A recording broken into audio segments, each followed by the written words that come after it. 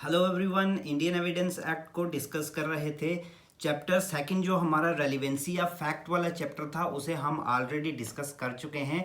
आप वो वाली वीडियोस हमारे चैनल की प्लेलिस्ट से देख सकते हैं। आज हम डिस्कस करेंगे चैप्टर थर्ड और चैप्टर फोर। ये दोनों छोटे छोटे दो दो तीन तीन सेक्शंस के चैप्टर्स हैं। इन दोनों को हम आज इसी वीडियो में डिस्कस कर लेंगे। तो हमारा जो चैप्टर थर्ड है वो कहता है कि facts which need not to be proved, कि कौन से वो फैक्ट्स हैं जिनको आपको कोर्ट में प्रूव करने की ज़रूरत ही नहीं है। ठीक है, तो सेक्शन 56 कहती है facts judicially noticeable need not be proved. तो वो वाले फैक्ट्स जिनको कोर्ट खुद अपने नोटिस में ले लेती है, जिन पर जुडिशियल नोटिस ले लिया जाता है, उनको प्रूव करने की ज़रूरत नहीं है। ऐसा हमारी section 56 of Indian evidence act में बताया गया है। ठीक है, अब नेक्स्ट सेक्शन जो 57 है उसमें बताया गया है कि कौन से वो फैक्ट्स होंगे जहां पर कोर्ट जो है वो अपना जुडिशियल नोटिस ले लेगी, जिनको आपको प्रूव करने की ज़रूरत नहीं है। तो वहाँ पे अगर आप देखेंगे तो कुछ 13 पॉइंट्स बताए गए हैं, जिसमें मैं आपको कुछ इंपॉर्टेंट पॉइंट्स बता देता हूँ कि जितने भी लॉज हैं जो हमारी टेरिटरी में फोर्स में हैं, जैसे हमारा इंडियन एविडेंस हो गया, इंडियन पीनल कोड हो गया, क्रिमिनल प्रोसीजर कोड हो गया, ये इस तरह से जितने भी लॉज जो फोर्स में हैं इस वक्त, उन सब का कोर्ट जो है वो जुडिशियल नोटिस लेती है। उसके अलावा जितने भी पब्लिक एक्ट्स कहें हम, या जो भी कोई नोटिफिकेशन जो ऑफिशियल गेजेट में आती है, स्टेट की हो या चाहे सेंटर की हो, वो उसका जुडिशियल नोटिस कोर्ट ले लेती है, उनको प्रूव करने की ज़रूरत नहीं है। उसी तरह अगर आप देखें जो हमारे आर्टिकल्स ऑफ वार होते हैं, जिस तरह मतलब दो कंट्रीज़ के बीच में अगर वार होती है तो वहाँ पर भी कुछ नियम होते हैं। ऐसा नहीं है कि वो आपने एक स्टेटमेंट सुना होगा कि everything is fair in love and वार, वो बकवास होता है। सब दोनों कंडीशंस में वो बकवास होता है। तो सॉरी। तो अगर हम बात करें आर्टिकल्स ऑफ वार की, तो वार के भी कुछ नियम होते हैं। तो फिर जो हमारे पार्लियामेंट की प्रोसीडिंग्स होती हैं उनका कोर्ट जुडिशियल नोटिस जो है वो लेती है। उसी तरह जो सील्स होती हैं कोर्ट्स की हो गई या पब्लिक ऑफिसेज की, जो सील्स होती हैं, स्टैम्प्स, जो जिन्हें हम स्टैम्प कहते हैं, अगर किसी डॉक्यूमेंट पर स्टैम्प लगा हुआ है तो कोर्ट उसे जेन्युइन डॉक्यूमेंट मानती है, उसको प्रूव करने की ज़रूरत नहीं पड़ती है। इसी तरह जितने भी पब्लिक ऑफिसेज आ गए हमारी कंट्री के अंदर या टेरिटरी के अंदर, उन सब का, उसके अलावा हमारा नेशनल फ्लैग हो गया, नेशनल एंथम हो गया, इस तरह से हमारा एक एग्जिस्टेंस आ जाता है, हमारी कंट्री का टाइटल आ जाता है, चाहे इंडिया कहें या चाहे भारत कहें, हमारे कॉन्स्टिट्यूशन में दोनों नाम मेंशन्ड हैं। और जो भी हमारे पब्लिक फेस्टिवल्स होते हैं, फास्ट्स होते हैं, हॉलीडेज़ होती हैं, इसी तरह जितने भी पब्लिक ऑफिसर्स हो गए, या फिर हम यूँ कहें कि लॉ ऑफ द लैंड, और हम यूँ कहें कि जो लॉ ऑफ द रोड है, ठीक है, उन सब का ये जितने भी 13 पॉइंट्स दिए गए हैं इनको अच्छे से पढ़ लें।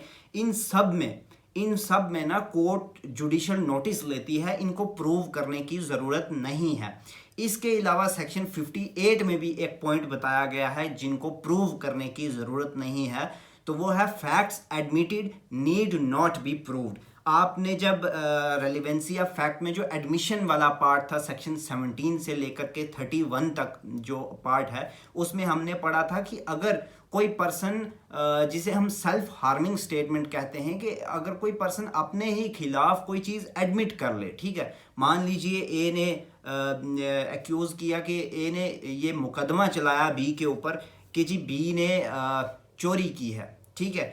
अब बी खुद ही एडमिट कर लेता है कि हाँ ये सच कह रहा है, मैंने चोरी की है, तो वो फैक्ट्स एडमिटेड हो गए, उनको फिर प्रूव करने की ज़रूरत नहीं है, क्योंकि वो बी ने खुद से एक्सेप्ट कर लिए, एडमिट कर लिए। ठीक है, तो ये था हमारा चैप्टर थर्ड। अब बढ़ते हैं चैप्टर 4 की तरफ। वो भी छोटा सा ही, 2 ही सेक्शंस हैं, तो हम इसी वीडियो में डिस्कस कर लेते हैं। वो है ओरल एविडेंस। देखो, एविडेंस हमारा 2 तरह का है, एक ओरल एविडेंस है, एक डॉक्यूमेंट्री एविडेंस है। ओरल एविडेंस हम इसमें कवर कर लेंगे, डॉक्यूमेंट्री नेक्स्ट वीडियो में हम कर लेंगे। तो ओरल एविडेंस में सेक्शन 59 कहती है proof of content by oral evidence. ठीक है, तो डॉक्यूमेंट का जो कंटेंट होता है या फिर कोई इलेक्ट्रॉनिक रिकॉर्ड है उसका कंटेंट, उसको छोड़ करके कोई भी चीज़ है उसका हम ओरल एविडेंस दे करके उसको प्रूव कर सकते हैं। ठीक है, ये 59 कहती है। सेक्शन 60 कहती है, जो बड़ी इंपॉर्टेंट है, कि oral evidence must be direct. ये अंडरलाइन कर लीजिए इस चीज़ को, ओरल एविडेंस डायरेक्ट होना चाहिए। अब डायरेक्ट होना चाहिए, इसका क्या मतलब है? इसका ये मतलब है कि अगर ये फैक्ट है कि कोई पर्टिकुलर फैक्ट जिसे देखा गया है, तो वही पर्सन उसका विटनेस बन सकता है, या यूं कहें कि वही पर्सन उसका एविडेंस दे सकता है जिसने खुद अपनी आंखों से उस फैक्ट को होता हुआ देखा हो। ठीक है, इसी तरह अगर कोई ऐसा फैक्ट है कि कुछ सुना गया है, तो वही पर्सन विटनेस या वही पर्सन एविडेंस दे सकता है जिसने खुद उस चीज़ को सुना है। और इसी तरह अगर किसी ने कुछ महसूस किया है, तो वही पर्सन एविडेंस देगा या वही पर्सन एज विटनेस कोर्ट में प्रोड्यूस होगा जिसने वो महसूस किया है।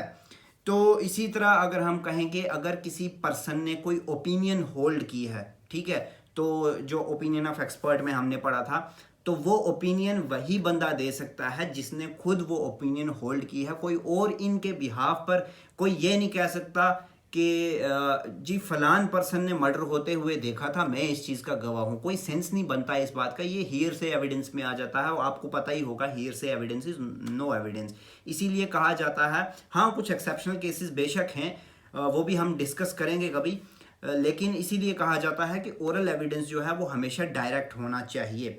अब इसमें दो प्रोविजंस हैं। एक प्रोवाइडेड में बताया है कि अगर कोई ओपिनियन ऑफ एक्सपर्ट, जो हमने सेक्शन 45 से लेकर के 51 में पढ़ा था, अगर उसने वो अपनी ओपिनियंस किसी ट्रिटाइज में लिखी गई हैं, जो ट्रिटाइज कॉमनली ऑफर की है सेल के लिए, ठीक है, और अब अगर वो पर्सन जो वो एक्सपर्ट था वो मिल नहीं रहा है, या मर चुका है, या उसको एडवर्स पार्टी ने दूर रखा है, या वो एविडेंस नहीं दे सकता, इनकेपेबल ऑफ गिविंग एविडेंस हो गया है, तो वो जो ट्रिटाइज होगी उसको प्रोड्यूस करके उस फैक्ट को प्रूव किया जा सकता है।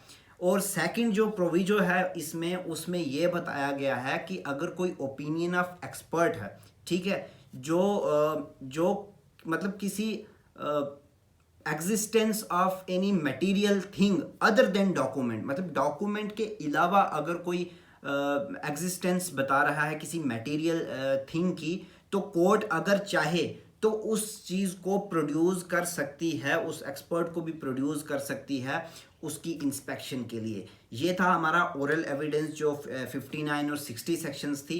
हमने चैप्टर 3 और चैप्टर 4 दोनों इसमें कवर कर लिया।